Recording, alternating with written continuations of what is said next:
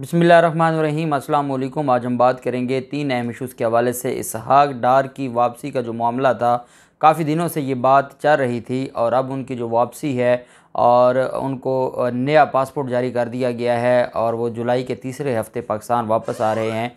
उनके ख़िलाफ़ जो केसेस हैं, उन केसेस का क्या बनने जा रहा है और जो उनके वो इश्तिहारी भी डिक्लेयर हुए थे और वो आज तक इश्तिहारी हैं, और क्या एक इश्तिहारी शख्स जिसने 164 की स्टेटमेंट दी है, क्या उसको ये वज़ीर ख़ज़ाना बनाएंगे नहीं बनाएंगे, बड़ी अहम तफसीलात हैं। और ये जो उम्मीदें लगा के बैठे हैं, क्या सारा कुछ ऐसे ही हो जाएगा? क्या इतना आसान है इनके लिए कि ये सारा कुछ हो जाएगा और अदालतें इनका जो इश्तिहारी होना था उसको ख़त्म कर देंगी? जब ये बाहर बैठ कर अदालतों को ललकारते थे तो क्या अदालतें इनको रिलीफ़ दे देंगी? और ये उमर अता बंदयाल साहब के लिए भी एक बहुत बड़ा एक इम्तिहान शुरू हो जाएगा, क्योंकि लोग अदालतों से पहले ही बहुत ज़्यादा डिस्टर्ब हैं। इनका जो केस है, इनके केसेस की तफसीलात और इनके पाकिस्तान आने के लिए कौन सी रुकावटें हैं, पाकिस्तान आके इनके लिए कौन सी मुश्किलात पैदा हो सकती हैं, उसकी तफसील मैं आपके साथ शेयर करूँगा। साथ हम बात करेंगे हमज़ा शहबाज ने अपने जो MPs हैं उनको लाहौर से बाहर जाने से रोक दिया है और वो इस बात को अब उन्होंने तस्लीम कर लिया है कि मामला रीपोलिंग की तरफ जाएगा और इस वजह से उन्होंने अपनी तैयारियां भी शुरू कर दी हैं। जबकि परवेज़ इलाही ने भी अपनी तैयारियां शुरू कर दी हैं और चौधरी शुजात की तरफ से भी आज एक स्टेटमेंट आई है, वो भी मैं आपके साथ शेयर करूँगा। जैसा कि आप जानते हैं कि जो मामला है हमज़ा शहबाज का और उनके साथ जो आज लाहौर हाई कोर्ट में अहम समाअत हुई और आपने देखा कि लाहौर हाई कोर्ट ने अपना माइंड डिस्क्लोज़ कर दिया कि हमज़ा शहबाज रीपोलिंग की तरफ मामला जाएगा। अच्छा, एक चीज़ जो आज मिस हो गई थी वो ये थी कि हमज़ा शहबाज के 197 वोट हैं और 25 चले जाएँ तो 172 बचते हैं। उन 72 में से 2 ऐसे MPs थे पाकिस्तान तहरीक इंसाफ के जिन्होंने लाहौर हाई कोर्ट से रजू किया हुआ है, जिनकी ये दरख्वास्तें आज भी लाहौर हाई कोर्ट में जब ये दरख्वास्तें थीं हमज़ा शहबाज को ओहदे से हटाने की, इसमें वो 2 दरख्वास्तें भी थीं। जो बड़ी अहम चीज़ आज मिस हो गई, जो मैं आपके साथ शेयर नहीं कर सका क्योंकि 4-5 घंटों की हेयरिंग होती है और वो 10-12 मिनट में सारी चीज़ें कवर नहीं होती। वो 2 MPs जो पाकिस्तान तहरीक इंसाफ के हैं, उन्होंने भी दरख्वास्त दी हुई थी इलेक्शन कलअदम करार दिलवाने के हवाले से। उन्होंने बाकायदा बयान हल्फी लगाए और उन बयान हल्फी में अदालत से ये कहा कि हम वहाँ पर मौजूद नहीं थे। जो वीडियो सामने आई हैं उसके मुताबिक पाकिस्तान मुस्लिम लीग नून के लोग खड़े हैं, अता तारड़ वगैरह, और वो ख़ुद ही टिक लगाई जा रहे हैं और वो कहते हैं कि हम ना उन 25 मुनहरिफ में शामिल हैं, ना हम वोट देने में शामिल थे। जब हम वोट देने में शामिल नहीं थे तो 2 लोगों का जो वोट है जो काउंट हुआ है, और हमज़ा शहबाज के जो 197 हैं उनमें से 2 हमारे वोट थे जो पाकिस्तान तहरीक इंसाफ के मेंबरान असम्बली हैं, आज भी PTI के साथ खड़े हैं और उस दिन अपने दोस्तों के साथ बाहर पुलिस ने तशद्दुद करके हमें बाहर निकाल दिया था। हमारा वोट कैसे दर्ज हुआ और हमारा वोट कैसे काउंट हुआ, ये एक बहुत बड़ा सवालिया निशान था। इसके ऊपर बार बार जस्टिस सदाकत अली अब्बासी साहब का ये कहना था कि आप जो एलिगेशन लगा रहे हैं ये एविडेंस इसके लिए चाहिए। इसके लिए आपको या तो तौहीन अदालत दायर करनी चाहिए थी डिप्टी स्पीकर के ख़िलाफ़, कि जब इंट्रा कोर्ट अपील में division bench, Lahore high court के डिवीज़न बेंच ने ये कह दिया कि डिप्टी स्पीकर आइन के मुताबिक इलेक्शन करवाएं, तो फिर ये डिप्टी कमिश्नर की ज़िम्मेदारी डिप्टी स्पीकर की ये ज़िम्मेदारी थी कि वो आइन के मुताबिक इलेक्शन करवाते। अगर उन्होंने आइन के मुताबिक इलेक्शन नहीं करवाए तो उसका मतलब ये हुआ कि वो आइन के वफ़ादार नहीं रहे या उन्होंने आइन पर अमल दरामद नहीं किया, तो आप तौहीन अदालत में जाते। ना आपने लाहौर हाई कोर्ट के उस डिवीज़न बेंच को अपील में चैलेंज किया है, ना आपने डिप्टी स्पीकर के ख़िलाफ़ कोई तौहीन अदालत की दरख्वास्त दी है। अगर आप समझते थे कि आपको आपका रिलीफ़ नहीं मिला या लाहौर हाई कोर्ट के फ़ैसलों के बरक्स जाके डिप्टी स्पीकर ने इलेक्शन करवाया है, तो आप तौहीन अदालत में जा सकते थे, आप नहीं गए। लेकिन पाकिस्तान तहरीक इंसाफ के उन 2 MPs का ये कहना है कि हम अपने एफिडेविट देते हैं और अदालत इस मामले पर, और उन्होंने अपनी जो वीडियोज़ हैं और अपने जो तस्वीर हैं वो सारी की सारी अपनी दरख्वास्त के साथ अटैच की और कहा कि जनाब ये देख लें, हम वहाँ पर मौजूद नहीं थे। तो 172 कैसे हो गए? तो अब एक्चुअल सिचुएशन ये है कि पाकिस्तान तहरीक इंसाफ के 168 हैं और हमज़ा शहबाज के पास 170 हैं, क्योंकि वो 2 अगर निकल आते हैं तो पाकिस्तान, वो 2 मिला के ही पाकिस्तान तहरीक इंसाफ के 168 हैं। ये आप बात क्लियर रखें। और हमज़ा शहबाज के 170 हैं।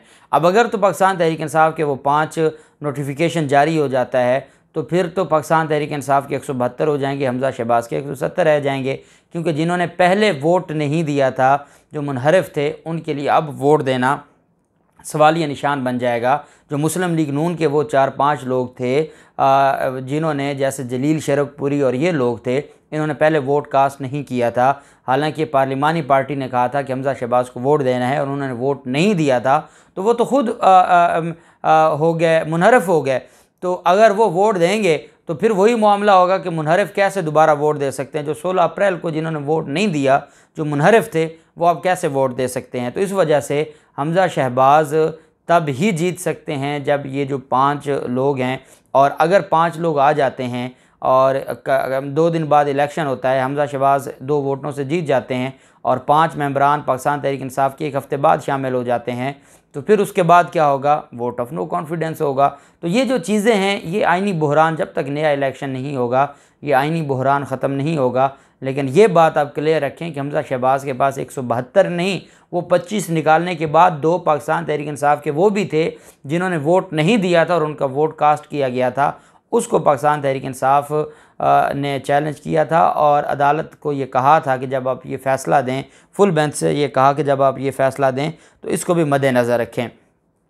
इस पर अब हमज़ा शहबाज ने, क्योंकि कल उनके वकील ने, एडवोकेट जनरल पंजाब ने 10 बजे अदालत को इन्फॉर्म करना है कि क्या उनका मशवरा हुआ है, तो बेसिकली तो अदालत को अब ये देखना था कि जब अदालत ये बात मान गई कि हमज़ा शहबाज के पास मेजॉरिटी नहीं है तो वो एक तरह से वज़ीर आला नहीं रहे, तो फिर एडवोकेट जनरल पंजाब उस वज़ीर आला से कैसे मुशावरत करता है या उससे कैसे जाके बातचीत करता है, क्योंकि एडवोकेट जनरल पंजाब हुकूमत का तो वकील हो सकता है, हमज़ा शहबाज का एज इंडिविजुअल वकील नहीं हो सकता। लेकिन आप जानते हैं कि यहाँ सारा एक निज़ाम है और उस निज़ाम के मुताबिक सारे मामला चलते हैं। तो अब कल का जो दिन है उसमें देखना ये है कि ये जो 2 लोग थे पाकिस्तान तहरीक इंसाफ के जिनका वोट काउंट किया गया लेकिन उन्होंने वोट कास्ट नहीं किया, और अगर ये 2 लोगों को ही देखा जाए तो 16 अप्रैल का जो इलेक्शन है वो गैर आइनी डिक्लेयर हो सकता है। लेकिन अल्लाह करे कि अदालतें को अच्छा फ़ैसला दें और हमज़ा शहबाज को दोबारा ओहदे पर बिठाने वाला फ़ैसला ना हो। दूसरी तरफ जो ये बात सामने आई कि काफ लीग और जो चौधरी शुजात हैं, वो काफ लीग और चौधरी शुजात हमज़ा शहबाज को वोट देंगे, परवेज़ इलाही को वोट नहीं देंगे। ये पाकिस्तान मुस्लिम लीग नून की तरफ से आज एक बात चलाई गई थी जिस पर चौधरी शुजात की तरफ से स्टेटमेंट आ गई है कि हम और हमारे जो मेंबरान हैं काफ लीग के, वो परवेज़ इलाही को वोट देंगे, हमज़ा शहबाज को वोट नहीं देंगे। अब मुनाफ़िक़त की इंतहा देखें कि वफाक में शहबाज शरीफ को वोट देना है और कहते हैं कि हम उसके बेटे को सूबे में नहीं वोट देंगे। उसकी वजह क्या है? उसकी वजह यह है कि जो वो इनके MPs हैं 6-7, वो सारे के सारे स्पीकर के साथ खड़े हैं और परवेज़ इलाही के साथ खड़े हैं। परवेज़ इलाही ने भी आज कहा है कि हमारी और चौधरी शुजात हम एक ही काफ़िली के और कोई हमारी लड़ाई नहीं है और हम आपस में अलग नहीं होने जा रहे। तो उस पर चौधरी शुजात ने भी कहा है कि हम मुस्लिम लीग नून को वोट नहीं देंगे बल्कि हम हमज़ा शहबाज को देंगे, क्योंकि हमज़ा शहबाज ने रब्ता किया शहबाज शरीफ ने चौधरी शुजात के ज़रिए। अब जो ये सारे लोग हैं, एक बात आप याद रखें कि आसिफ जरदारी के कहने पे ही आए हैं। नून लीग पे तो कोई भरोसा नहीं करता था। आसिफ जरदारी का क्या है कि वो पैसा दे के ख़रीद सकते हैं, क्योंकि वो पैसा दे के ख़रीद सकते हैं इस वजह से उन्होंने जैसे वो भूटानी को ख़रीदा, असलम भूटानी को, इसके अलावा जो बाकी लोग थे उनको ख़रीदा। तो ये जो तरीका वारदात है आसिफ जरदारी का, चौधरी शुजात को भी उन्होंने राज़ी किया। वो कोई शहबाज शरीफ या शरीफ ख़ानदान के कहने पर तो आए नहीं थे। इस वजह से उन्होंने कहा है जी कि हम परवेज़ इलाही को वोट देंगे और हम दूसरा जो है वो हमज़ा शहबाज को वोट नहीं देंगे। जबकि मामला आ जाता है इसहाक डार का। इसहाक डार को नया पासपोर्ट मिल गया है। पाकिस्तान वापसी की तैयारियां इसहाक डार ने ख़ुद तस्दीक कर दी है। वो जुलाई के तीसरे हफ्ते में आ रहे हैं। उनको ये जो सफरी तैयारियां हैं उन्होंने कहा है कि वो कंफर्म हो चुकी हैं और कहते हैं जी कि मेरे 1-2 टेस्ट रह गए हैं, वो मैं डॉक्टर्स के साथ मिलकर 8-10 दिन में अपने जो तबीयत है 8-10 दिन में बिल्कुल ठीक हो जाएगी। जो पिछले 4 साल से ठीक नहीं हुई अब 8-10 दिन में ठीक हो जाएगी और वो पाकिस्तान आ जाएंगे। ये एक बहुत बड़ा पाकिस्तानी कौम के साथ मजाक होगा। जिनको शौक़ चढ़ा है कि वो जो इसहाक डार को वज़ीर ख़ज़ाना बनाएं, वो अपने अपने इदारों में या अपने अपने जो उनकी मुख्तलिफ जो उन्होंने प्रोजेक्ट्स हैं उसमें फिर उसको बिठा दें, उसको मैनेजिंग डायरेक्टर बना दें, उसको वो वहाँ पर जो फाइनेंस डिपार्टमेंट के हेड बना दें, कुछ बना दें, कौम के ऊपर माफ़ी दे दें, कौम को माफ़ी दे दें। ये वो है जिसने पहले मुल्क का बेड़ा गर्क किया था और अब इनके ख़िलाफ़ ये इश्तिहारी हैं और इनके आमदन से ज़्यादा सासाजात भी केस है, इनके अलावा बाकी भी केसेस हैं। बाकायदा 164 का बयान है जिसमें इन्होंने अपना भी और शहबाज शरीफ की हद तक भी हुदैबिया पेपर मिल जो केस था उसकी कन्फेशन किया है।